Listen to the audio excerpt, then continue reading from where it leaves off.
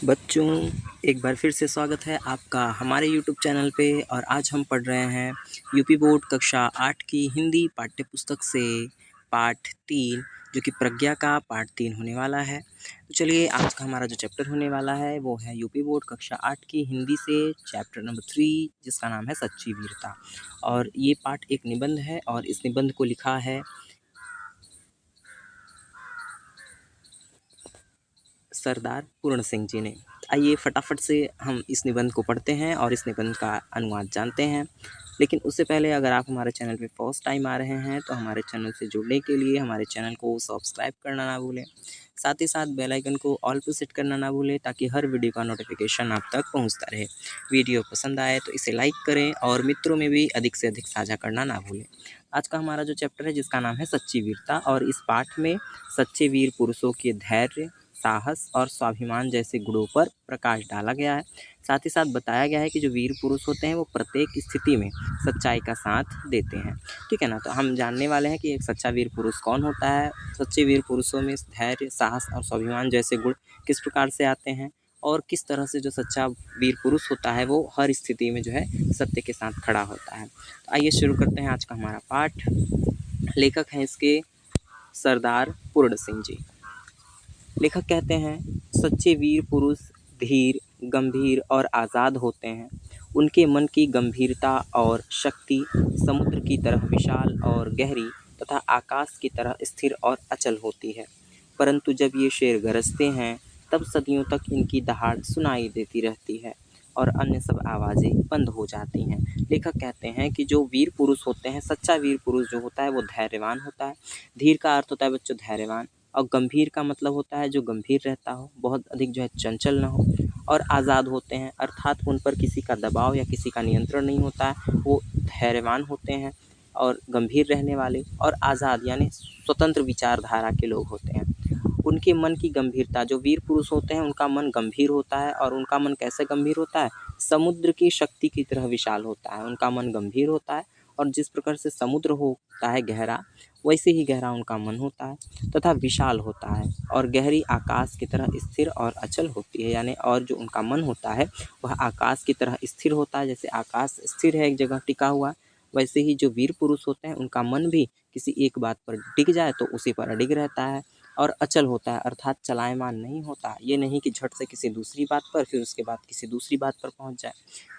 लेखक कहते हैं, परंतु जब ये शेर अर्थात जब वीर पुरुष गरजते हैं, अर्थात अपने शौर्य का, अपनी पराक्रम का, अपनी वीरता का प्रदर्शन करते हैं, तब सदियों तक इनकी दहाड़ सुनाई देती है। तब सदियों तक ये वीर पुरुष जो है इनकी गर्जना, इनकी जो है दहाड़ भारतवर्ष में और भारतवर्ष में सुनाई देती रहती है, और अन्य जो सब आवाज़ें हैं वो बंद हो जाती हैं। यानी अन्य सभी आवाज़ें बंद हो जाती हैं। उस समय सिर्फ और सिर्फ ऐसे जो है वीर पुरुषों की दहाड़ सुनाई देती है। जैसे बच्चों हमने देखा होगा, भगत सिंह को जब फांसी लगाई दी जा रही थी, फांसी दिया जा रहा था, तो उन्होंने इनकलाब का नारा दिया था, और इनकलाब का नारा यह भारतवर्ष के लोगों के लिए एक प्रकार से जो है क्रांतिकारी का मंत्र बन गया था। क्रांति का जो है एक प्रकार से बिगुल उन्होंने फूँक दिया था। तो यही लेखक कहते हैं कि जो सच्चे वीर पुरुष होते हैं वो धीर, गंभीर और आज़ाद होते हैं। मन उनका जो है समुद्र की शक्ति की तरह विशाल होता है तथा आकाश की तरह स्थिर और अचल होता है। लेकिन जब ये गरजते हैं तो सभी आवाज़ें मंद पड़ जाती हैं। लेखक कहते हैं, एक बार एक बाग़ी गुलाम और एक बादशाह के बीच बातचीत हुई। यह गुलाम कैदी दिल से आज़ाद था। बादशाह ने कहा, मैं तुमको अभी जान से मार डालूंगा, तुम क्या कर सकते हो। अब लेखक एक उदाहरण देते हैं कि जो वीर पुरुष होते हैं, वीर पुरुषों में किस प्रकार की वीरता होती है। लेखक कहते हैं कि एक जो है बाग़ी गुलाम था। बाग़ी गुलाम का आशय होता है बच्चों ऐसा गुलाम जो अपने जो है राजा की जो है अवमानना करे, या बादशाह की जो है नियमों के विरुद्ध जाए, उसको कहते हैं बागी, मुखालिफत करने वाला। तो एक बागी गुलाम था, और बादशाह के बीच में बातचीत हो रही थी।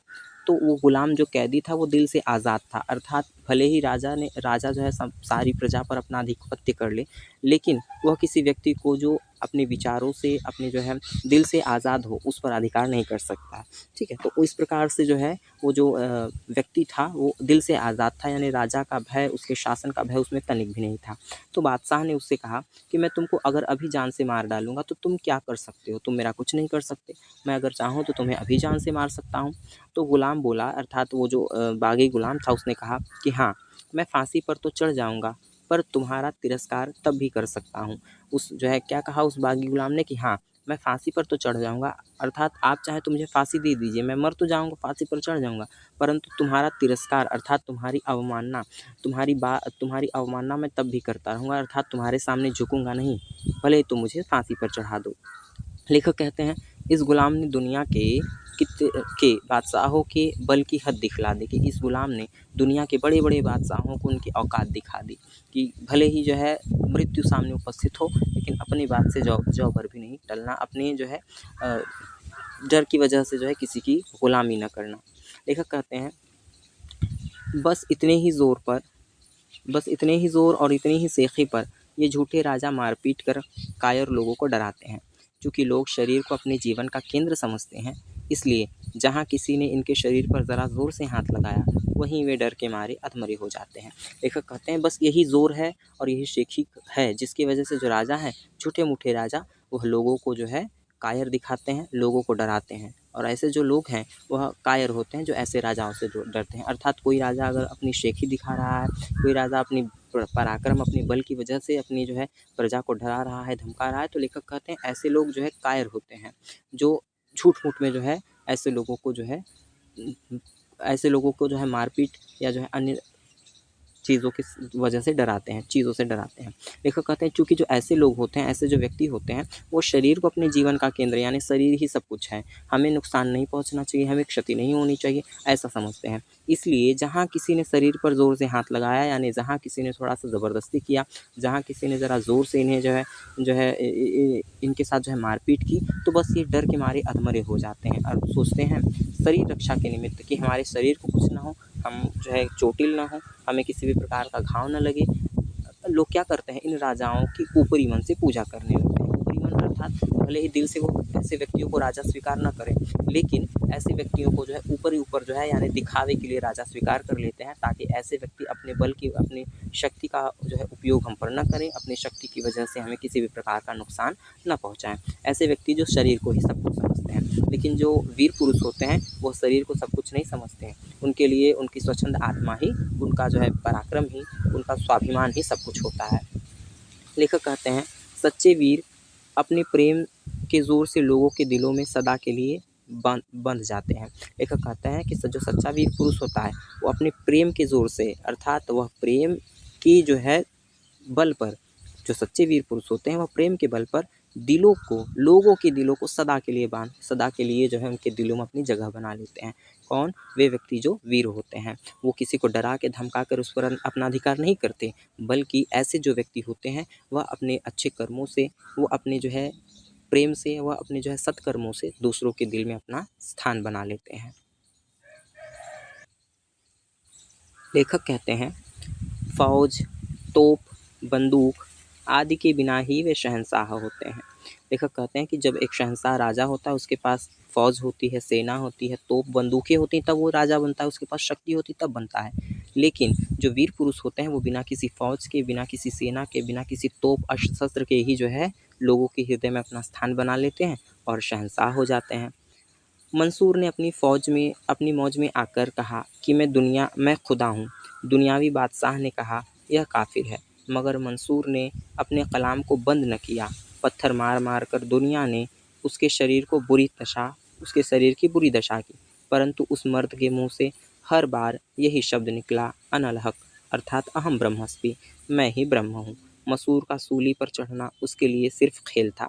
अब लेखक यहाँ जो है मंसूर के बारे में बताते हैं। तो मंसूर बच्चों कौन थे? मंसूर में बता दो एक सूफ़ी संत थे, जिन्होंने ईश्वर की प्राप्ति कर ली थी। एक संत थे, तो उन्होंने अपनी मौज में आकर के कहा कि मैं ही खुदा हूँ, ईश्वर मैं ही हूँ। स्वयं को जो है उन्होंने खुदा घोषित कर दिया, क्योंकि जो व्यक्ति ईश्वर के निकट हो जाता है तो ईश्वर के दर्शन स्वयं में करने लगता है और स्वयं ही परमात्मा का बन जाता है।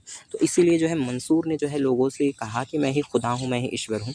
तो दुनिया के जो बादशाह थे, यानी जो राजा थे, उन्होंने इसे काफिर करार दिया। काफिर कहते हैं बच्चों नास्तिक को, जो भगवान को नहीं मानता है। तो लोगों ने उन्हें काफिर कह दिया। काफिर का मतलब होता है जो भगवान से अपनी तुलना करने लगे। मगर जो मंसूर थे उन्होंने अपने कलाम को बंद नहीं किया, यानी अपनी बात पर अडिग रहे कि मैं ही भगवान हूँ। कलाम का अर्थ होता है वाणी, अपनी वाणी पर टिके रहे कि मैं ही ईश्वर हूँ, मैं ही खुदा हूँ। बहरहाल आगे क्या हुआ कि लोगों ने पत्थर मार मार कर, दुनिया ने उनके शरीर को बुरी दशा बुरी दशा की। दुनिया के लोगों ने मंसूर को पत्थर मारे, उन पर जो है लाठियाँ चलाई, उन पर जो है पत्थर बरसाए, परंतु उस मर्द के मुँह से हर बार यही शब्द निकला, परंतु जो मंसूर थे उनके मुँह से हर बार यही शब्द निकला, अनल हक। अनल हक मतलब मैं ही हक हूँ, अर्थात मैं ही ईश्वर हूँ, जिसे हम हिंदी में अहम ब्रह्मास्मि कहते हैं, संस्कृत में कि मैं ही ब्रह्म हूँ, मैं ही खुदा हूँ। ये बार बार वो कहते रहे, मार खाने के बाद भी, तिरस्कार किए जाने के बाद भी, अपमानित किए जाने के बाद भी। फलतः क्या हुआ, मंसूर का सूली पर चढ़ना, उनको सूली चढ़ा दिया, उनको फांसी दे दी गई। और ये सूली पर चढ़ना मंसूर के लिए सिर्फ एक खेल था, क्योंकि जो व्यक्ति ईश्वर के नज़दीक होते हैं, जो ऐसे सच्चे वीर पुरुष होते हैं, उनका मृत्यु तो कभी होता ही नहीं, वो मरते तो हैं नहीं। उनके लिए केवल ये शरीर क्या है, एक जो है ये शरीर जो है एक जो है मिट्टी के निमित्त होता है, जिसका वह कोई मूल्य नहीं करते हैं। लेखक कहते हैं, महाराणा रणजीत सिंह ने फौज से कहा, अटक के पार जाओ। अटक चढ़ी हुई थी और भयंकर लहरें उठ रही थीं। जब फौज ने कुछ उत्साह प्रकट न किया, तब उस वीर को जोश आया। महाराजा ने अपना घोड़ा दरिया में डाल दिया। कहा जाता है कि अटक सूख गई और सब पार निकल गए। लेखक कहते हैं, अब महाराणा रणजीत सिंह के बारे में बताया, जो कि पंजाब के जो है एक शासक थे। तो महाराणा रणजीत सिंह जो जब युद्ध कर रहे थे, तो उन्होंने अपनी फ़ौज से कहा कि अटक के पार जाओ। अटक क्या है? अटक बच्चों एक नदी का नाम है। तो उन्होंने जब देखा कि रास्ते में नदी है, तो उन्होंने अपने फ़ौज से कहा कि इस नदी के पार जाना है हमें। और अटक चढ़ी हुई थी, मतलब पानी जो है अटक नदी में जो है लहरें बड़ी-बड़ी उठ रही थी, और तो और उसकी जो लहरें थी उफ़ान पर थी, बिल्कुल पानी ऊपर तक था। लेकिन क्या हुआ, जो उसमें भयंकर लहरें उठ रही थी, लेकिन जब फ़ौज ने कोई उत्साह न किया, यानी फ़ौज की सेना के अंदर जब उत्साह नहीं रहा कि वो उस नदी में जो है घोड़े को लेके उतर सके, तब क्या हुआ, उस वीर ने अर्थात महाराणा प्रताप ने जोश में आकर के अपने घोड़े को दरिया में डाल दिया, यानी स्वयं पहले उसमें जो है कूद गए। और फिर कहा जाता है कि उनके पीछे-पीछे उनकी सारी सेना उस नदी में कूद गई और वह नदी सूख गई, और सारे जो है सैनिक जो भी उस अटक नदी से डर रहे थे, वो सारे सैनिक पार निकल गए। तो सच्चे और गंभीर पुरुष इस प्रकार के होते हैं, जो स्वयं तो उत्साह से भरे होते हैं, लेकिन वे अपने चाहने वालों को भी उत्साह और पराक्रम से, जोश से भर देते हैं, जिस प्रकार महाराणा प्रताप ने किया। तो सच्चे और धीरवान जो पुरुष होते हैं, वो लोगों में भी जो है वीरता लाने का साहस रखते हैं। लेखक कहते हैं, लाखों आदमी मरने मारने को तैयार हो रहे हैं, गोलियां धुआंधार बरस रही हैं। आल्प्स के पहाड़ों पर फौज ने चढ़ना ज्यों ही असंभव समझा, त्यों ही वीर नेपोलियन को जोश आया। उसने कहा, आल्प्स है ही नहीं। फौज को निश्चित हो गया कि आल्प्स नहीं है, और सब लोग पहाड़ के पार हो गए। अब ये उस समय का वर्णन करते हैं बच्चों लेखक ने तमाम जगहों पर ऐसे वीर पुरुषों का उदाहरण देकर आपको बताने का प्रयास किया। तो लेखक कहते हैं, लाखों आदमी मारने मरने को तैयार है, अर्थात सेना तैयार है, युद्ध करने के लिए सेना लड़ने के लिए तैयार है। गोलियां धुआंधार चल रही हैं, यानी अंधाधुंध गोली बरस रही है। तभी मार्ग में जो आल्प्स पहाड़ है, उसने फ़ौज पर चढ़ना चाहा, और जैसे ही फ़ौज ने देखा कि इस आल्प्स पहाड़ पर चढ़ना असंभव है, त्यों ही वीर नेपोलियन कौन था? नेपोलियन एक शासक था बच्चों, ठीक है ना? तो नेपोलियन में जोश आ गया और उसने कहा, क्या कहा कि आल्प्स है ही नहीं, ऐसा समझो कि आल्प्स पर्वत है ही नहीं, हम उसे पार कर सकते हैं। और जैसे ही फ़ौज ने यह निश्चय कर लिया कि आल्प्स नहीं है, तो हुआ क्या, सब लोग पहाड़ के पार हो गए। इस तरह से सभी ने जो है उसको आल्प्स पर्वत को पार कर लिया। इसका मतलब लेखक यहाँ यह बताना चाहते हैं कि जो वीर पुरुष होते हैं, जो साहसी पुरुष होते हैं, वह स्वयं तो जो है साहसी होते हैं, स्वयं तो पराक्रमी होते हैं, स्वयं तो धैर्यवान होते हैं, परंतु वो दूसरों में भी धैर्य, पराक्रम और साहस भरने का काम करते हैं। लेखक अन्य जो है कहानियों के माध्यम से हमें बताते हैं कि जैसे एक भेड़ चराने वाली और सत्वगुण में डूबी युवती कन्या के दिल में जोश आते ही फ्रांस एक शिकस्त से बच गया। अब क्या हुआ, लेखक कहते हैं कि एक भेड़ चराने वाली और सत्वगुण में डूबी हुई युवती, यानी एक भेड़ चराने वाली कन्या थी, ठीक है ना? जब फ्रांस पर आक्रमण हुआ, तो उस भेड़ चराने वाली कन्या ने जो है डट करके है उन लोगों का, शत्रुओं का मुकाबला किया और फ्रांस को जो है जीत दिलाई। तो लेखक कहते हैं कि सोचिए, साहस क्या है? वीरता किसी पात्र को देखकर नहीं आता, वीरता ये देखकर नहीं आता कि शासक के पास जाना है, या जो है गरीब के पास नहीं जाना है, अमीर के पास जाना है, या वीरता ये देखकर नहीं आता कि पुरुष है कि महिला है, कि वृद्ध है कि युवा है। जो पराक्रम होता है, वह तो हर व्यक्ति, किसी भी व्यक्ति में झलक सकता है। सच्चा वीर पुरुष जो है कोई भी व्यक्ति हो सकता है। लेखक कहते हैं, वीरता की अभिव्यक्ति कई प्रकार से होती है। कभी कभी उसकी अभिव्यक्ति लड़ने मरने में, खून बहाने में, तलवार तोप के सामने जान गंवाने में होती है, तो कभी जीवन के गूढ़ तत्व और सत्य की तलाश में। बुद्ध जैसे राजा विरक्त होकर वीर हो जाते हैं। लेखक कहते हैं वीरता की अभिव्यक्ति, जो वीरता है उसे कई प्रकार से अभिव्यक्त किया जाता है, प्रकट किया जाता है। वीरता केवल लड़ने का नाम नहीं है। वीरता जो है, लेखक कहते हैं कि कभी उसकी अभिव्यक्ति लड़ने मरने में है, खून बहाने में होती है। कहीं अगर युद्ध के मैदान में है और वहाँ वीरता दिखानी है, इसका मतलब वहाँ लड़ने मारने और जो है मर जाने में वीरता है, खून बहाने में वीरता है। कभी तलवार तोप के सामने जान गंवाने में वीरता होती है। कई कई ऐसे लोग होते हैं जो तलवार तोपों से नहीं डरते, उनके सामने वह जान गंवाने में अपनी वीरता दिखाते हैं। तो कभी जीवन के गूढ़ तत्व और सत्य की तलाश में बुद्ध जैसे राजा विरक्त होकर वीर हो जाते हैं, लेखक कहते हैं। तो ये लड़ना, मारने, मराना, खून बहाना, तोप तलवार के आगे जान देना, ये वीरता है। लेकिन कभी कभी वीरता जो है जीवन के गूढ़ तत्व और सत्य की तलाश में, अर्थात जीवन क्या है, जीवन का तत्व क्या है और जीवन में सत्य क्या है, इसकी तलाश में भी अगर लोग निकलते हैं तो ये भी एक वीरता का काम है। जैसे बुद्ध ने, जो कि राजा थे, राजा से विरक्त हो गए, अर्थात शासन इत्यादि को छोड़ दिया, शासन से विरक्त होकर वो वीर हो गए। गौतम बुद्ध कहलाया। आज संपूर्ण भारतवर्ष, संपूर्ण एशिया गौतम बुद्ध को जानता है। तो ये भी एक प्रकार की वीरता ही है। लेखक कहते हैं वीरता एक प्रकार की अंतः प्रेरणा है। जब कभी इसका विकास हुआ है तभी एक नया कमाल नजर आया। लेखक कहते हैं वीरता एक अंतः प्रेरणा है। अंतः प्रेरणा का अर्थ होता है बच्चों जो अंदर से प्रेरित करे। ऐसा नहीं है कि वीरता किसी को देख कर आएगी, नहीं, वीरता आपको अंतः प्रेरित करती है, अर्थात आपके अंदर की स्वयं की प्रेरणा ही वीरता है। और जब कभी भी इसका विकास हुआ है, यानी जब कभी भी किसी व्यक्ति के अंदर अंतः प्रेरणा जगी है और वह वीर पुरुष कहलाया है, तभी एक नया कमाल नज़र आया, यानी तभी हमें कुछ समाज में, देश में बदलाव देखने को मिला है।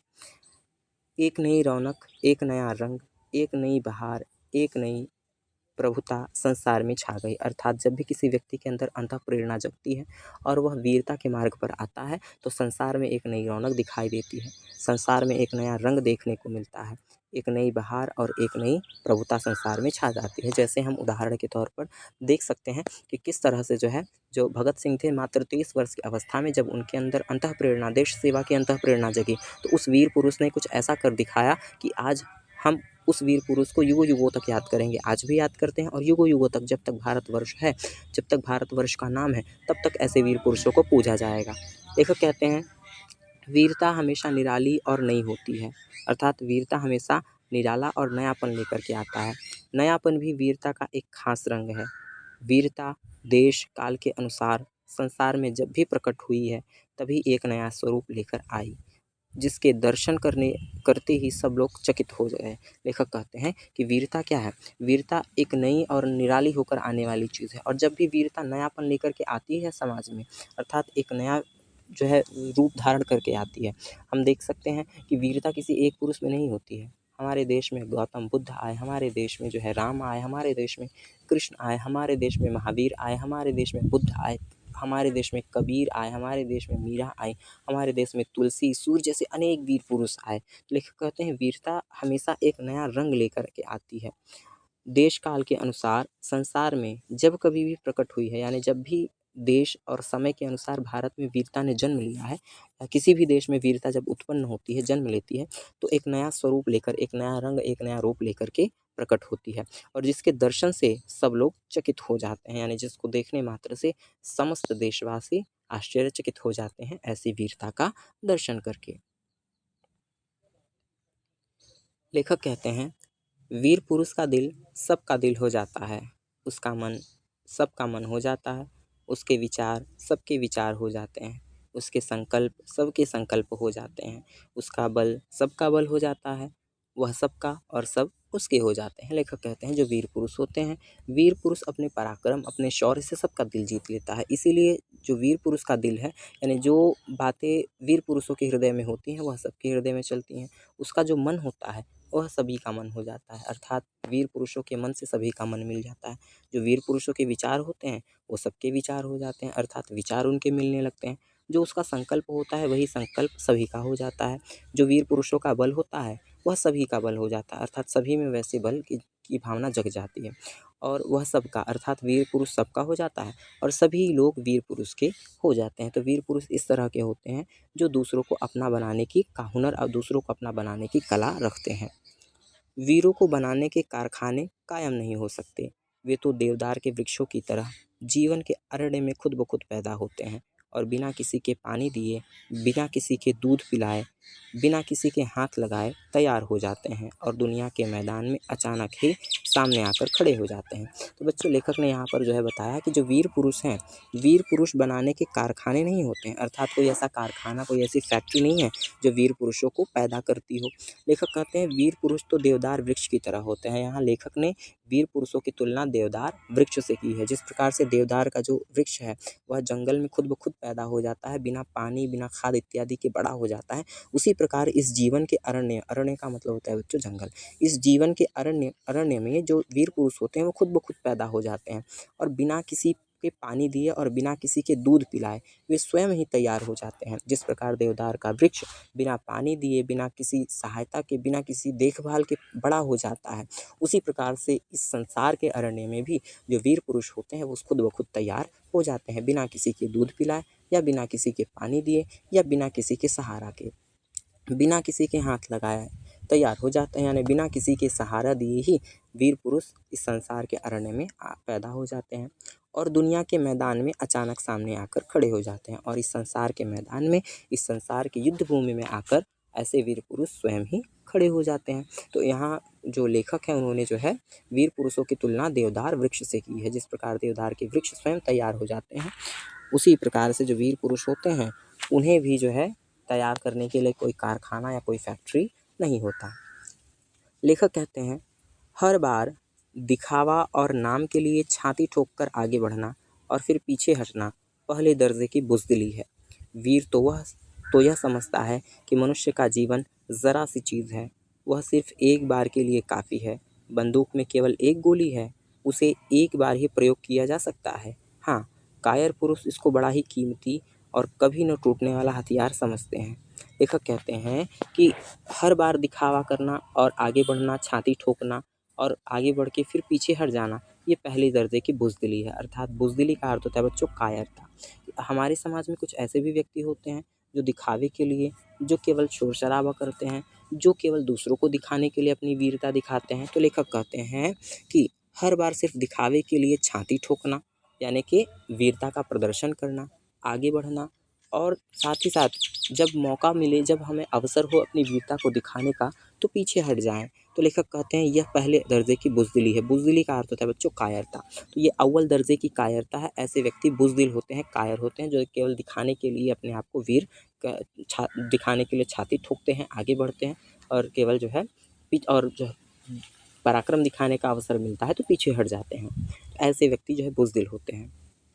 लेखक कहते हैं वीर तो यह समझता है कि मनुष्य का जीवन ज़रा सी चीज़ है। यानी जो वीर पुरुष है वह जीवन को एक छोटी सी ज़रा सी चीज़ समझता है कि अब गई कि तब गई। वो अपने जीवन को लेकर के डरपोक या डरने वाला नहीं होता कि जहाँ छाती ठोक कर जाना था वहाँ वह डर कर आ जाए। वह सिर्फ एक बार के लिए काफ़ी है। यानी वीर पुरुष जो है जीवन को सिर्फ एक बार के लिए ही काफ़ी समझते हैं। ये जीवन मिला है एक बार के लिए ही और इस एक बार के जीवन में जो हम करना चाहें वह कर सकते हैं। बंदूक में एक गोली है, उसे एक बार ही प्रयोग में लाया जा सकता है। लेखक कहते हैं कि अगर कोई बंदूक है और उस बंदूक में केवल एक ही गोली है और उसे हम केवल एक ही बार प्रयोग कर सकते हैं, तो जो कायर पुरुष है उसको बहुत ही कीमती समझेगा और कभी न टूटने वाला हथियार समझेगा। यानी कायर पुरुष जो है उसका इसको इस तरह से प्रयोग करेगा कि जो है इस तरह से प्रयोग करेगा कि ये कभी न टूटने वाला हथियार हो, ठीक है ना, और बड़ा कीमती समझेगा। लेकिन हर घड़ी आगे बढ़कर और यह दिखाकर कि हम बड़े हैं, वे फिर से पीछे हट जाते हैं। कि जो कायर पुरुष होता है वह हर घड़ी आगे बढ़कर, यानी पहले तो अपने आप को आगे बढ़ता हुआ दिखाएगा और ये दिखाएगा कि हम ही सबसे बड़े हैं, लेकिन फिर वो पीछे हट जाते हैं कि उनका मनोबल यानी जीवन किसी और अधिक बड़े काम के लिए बचाया जाए। यानी वो अपना जीवन, अपनी ज़िंदगी को इसलिए बचाते हैं कि हमें अभी जीवन में और अधिक बड़े काम करने हैं। यानी अपने जीवन को बहुत मूल्यवान समझते हैं, भविष्य के लिए अपने जीवन को बचा कर रखते हैं कि हमें अभी यह कार्य करना है भविष्य में, ठीक। लेकिन जो वीर पुरुष होते हैं वो ऐसा नहीं करते। उन्हें उनका जीवन केवल एक बार के लिए ही होता है,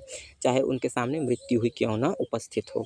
लेखक कहते हैं गरजने वाले बादल ऐसे ही चले जाते हैं, परंतु बरसने वाले बादल ज़रा सी देर में मूसलाधार वर्षा कर जाते हैं। लेखक कहते हैं जो गरजने वाले बादल होते हैं, जो गर्जना करने वाले बादल होते हैं, वो ऐसे ही गरज कर चले जाते हैं, परंतु जो वर्षा करने वाले बादल होते हैं, जो वर्षा करते हैं, वो बादल गरजते नहीं और लेकिन ज़रा सी देर में मूसलाधार अर्थात डुबो देने वाली वर्षा कर देते हैं।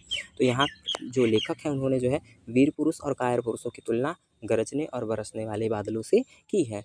जिस प्रकार से जो कायर पुरुष होते हैं केवल छाती ठोकते हैं, आगे बढ़ते हैं, ठीक उसी प्रकार से जिस प्रकार जो गरजने वाले बादल हैं केवल गड़गड़ाते हैं, गर्जना करते हैं, वो वर्षा नहीं करते। परंतु जो बरसने वाले बादल होते हैं वो तो थोड़ी सी समय में मूसलाधार वर्षा कर देते हैं। ठीक उसी प्रकार जैसे वीर पुरुष वो केवल गर्जना नहीं करते, वो दिखाते नहीं, अपितु जो उन्हें वीरता दिखानी है वह उसे दिखा देते हैं। लेखक कहते हैं वीर पुरुष का शरीर कुदरत की समस्त ताकतों का भंडार है। कुदरत का यह केंद्र हिल नहीं सकता। सूर्य का चक्कर हिल जाए तो हिल जाए, परंतु वीर के दिल में जो दैवी केंद्र है वह अचल है। लेखक कहते हैं कि जो वीर पुरुष को कुदरत की समस्त ताकतों का भंडार है, यानी वीर पुरुषों का जो शरीर है उसके शरीर में कुदरत अर्थात प्रकृति की, कुदरत का अर्थ होता है बच्चों प्रकृति, वीर पुरुषों के शरीर में प्रकृति की समस्त ताकतों का भंडार भरा हुआ आता है। सारी प्रकृति जो है अपना असीमित शक्ति जो है ऐसे पुरुषों को देती है। कुदरत का यह केंद्र अर्थात कुदरत का यह केंद्र जो वीर पुरुषों का शरीर है वो हिल नहीं सकता, कभी नहीं हिल सकता। बड़ी से बड़ी समस्या, बड़े से बड़ा प्रलय सामने खड़ा हो, लेकिन कुदरत का यह जो केंद्र है वह कभी नहीं हिल सकता। यहाँ तक कि सूर्य का चक्कर हिल जाए तो हिल जाए, परंतु वीर पुरुष के दिल में जो दैवी केंद्र है अर्थात जो दैवी शक्ति है वह अचल है, वो कभी नहीं हिल सकता। अचल का मतलब होता है बच्चों जो चलायमान ना हो, जो हिलता डुलता ना हो। कि सूर्य का चक्कर तो भले ही हिल सकता है, परंतु जो वीर पुरुषों का दिल है, जो दैवी शक्तियों का केंद्र है, यानी दैवी शक्तियाँ जिसमें होती हैं वो अचल होता है। वो ऐसे छोटे मोटे चीज़ों से डर कर घबरा कर जो है पीछे नहीं हटते हैं। लेखक कहते हैं कुदरत की नीति चाहे विकसित होकर अपने बल को नष्ट करने की हो, मगर वीरों की नीति बल को हर तरह से इकट्ठा करने और बढ़ाने की होती है। लेखक कहते हैं कि कुदरत जो नेचर है, प्रकृति है, भले ही उसकी नीति विकसित होकर अपने बल को नष्ट करने की होती है, यानी प्राकृतिक जो शक्ति होती है वह निर्मित होती है और स्वयं को नष्ट भी करती रहती है, परंतु जो वीर पुरुष होते हैं, वीर पुरुषों की जो नीतियाँ होती हैं, जो बल होता है वह नष्ट नहीं होता अपितु इकट्ठा होता है और वह बढ़ता ही रहता है।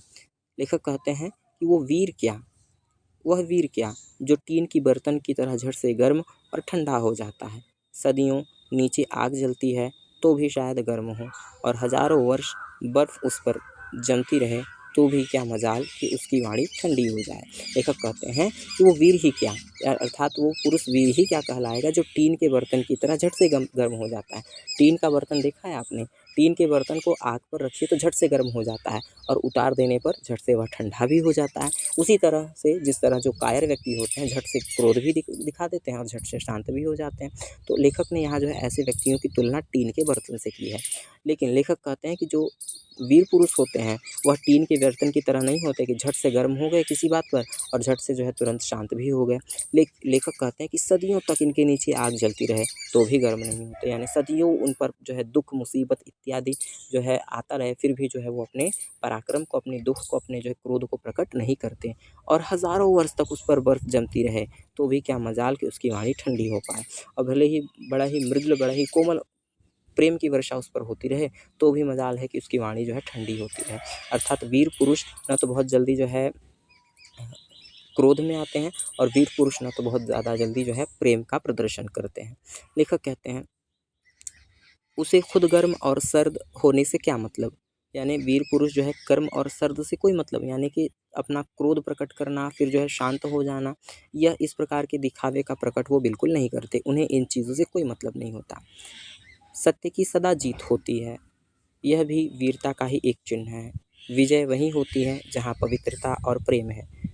लेखक कहते हैं कि सत्य हमेशा जीतता है। आप लोगों ने देखा होगा सत्यमेव जयते कहा जाता है कि सत्यमेव जयते अर्थात सत्य की ही जीत होती है। लेखक कहते हैं सत्य हमेशा जीतता है और सत्य वही बोल सकता है जो वीर पुरुष हो। लेखक कहते हैं यह भी वीरता का ही एक चिन्ह है, अर्थात सत्य बोलना और सत्य के लिए लड़ना, सत्य को जिताना भी वीरता का एक चिन्ह है, ठीक है ना।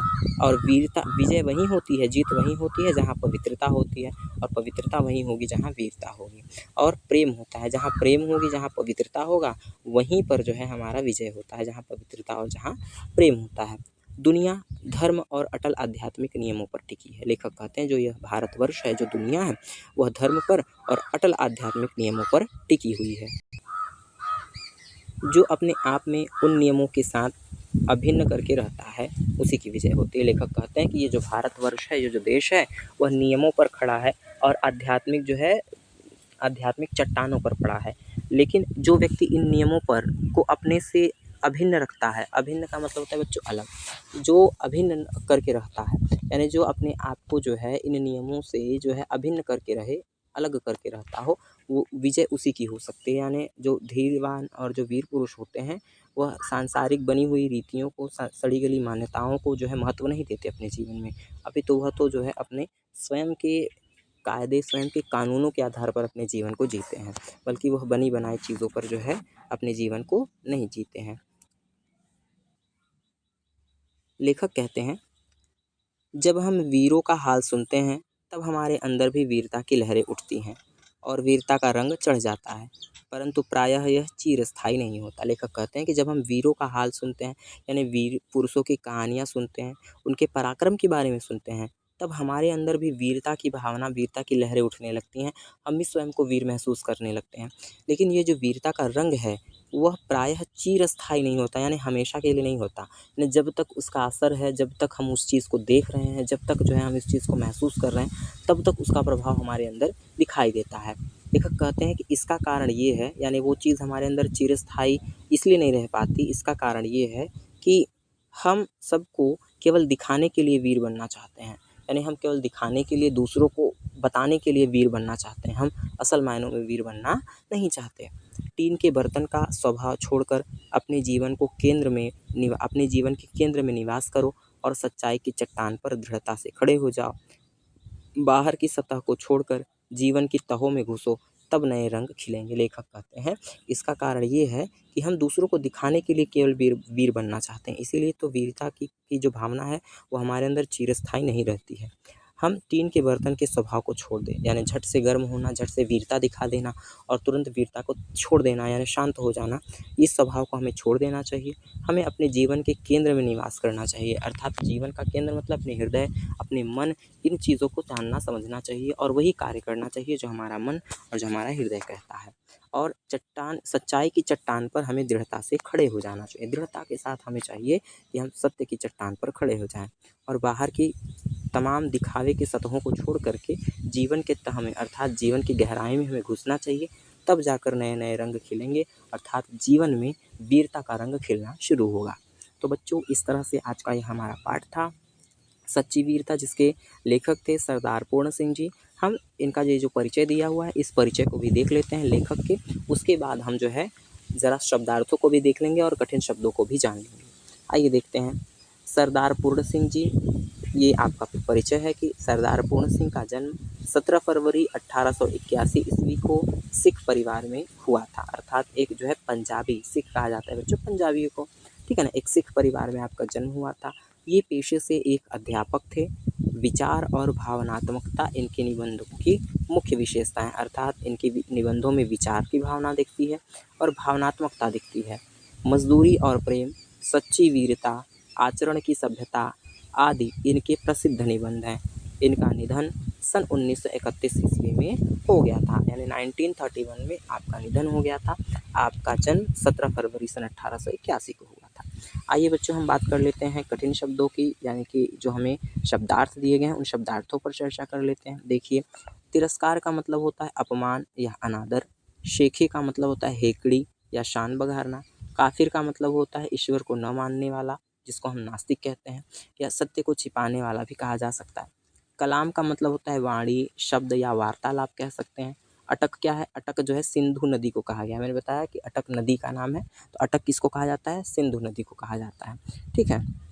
इसके बाद नेपोलियन के बारे में मैंने बताया। नेपोलियन क्या था? फ्रांस का एक महान योद्धा था, ठीक है ना। सत्वगुण का मतलब होता है सादगी और सच्चाई से युक्त। सत्वगुण में डूबी हुई कन्या, तो यहाँ पर लेखक ने जो है फ्रांस की वीरांगना जोन ऑफ आर्क का उल्लेख किया था, यानी जो भेड़ चराने का काम करती थी, लेकिन जब फ्रांस के लोगों ने चढ़ाई की फ्रांस पर शत्रुओं ने चढ़ाई की तो उन्होंने डटकर मुकाबला किया और उन्हें परास्त किया था। उन्हीं को लेखक ने सत्वगुण में डूबी हुई महिला अर्थात सादगी और सच्चाई में डूबी हुई महिला जॉन ऑफ आर्क को बताया है।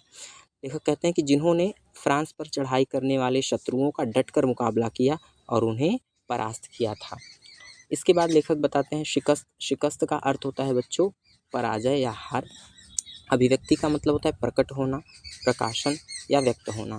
अंतः प्रेरणा का अर्थ होता है अपने मन की प्रेरणा, ठीक है ना, अपने मन की प्रेरणा से। इस तरह से बच्चों ये हमारा आज का पाठ था और इसके कुछ शब्दार्थ थे। कुछ शब्दार्थ अगले पन्ने पर दिया है बच्चों, इनको भी देख लेते हैं। अरण्य का मतलब होता है जंगल या वन कह सकते हैं। बुज़दिली का मतलब होता है कायरता और कुदरत का मतलब होता है प्रकृति।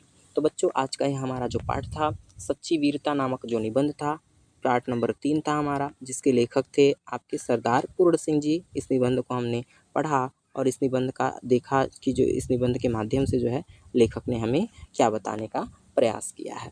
ठीक, तो आज का हमारा ये जो पाठ है वह यहीं पे समाप्त होता है। पाठ का हमारे शीर्षक था सच्ची वीरता और इसको लिखा था इसको लिखा था जो है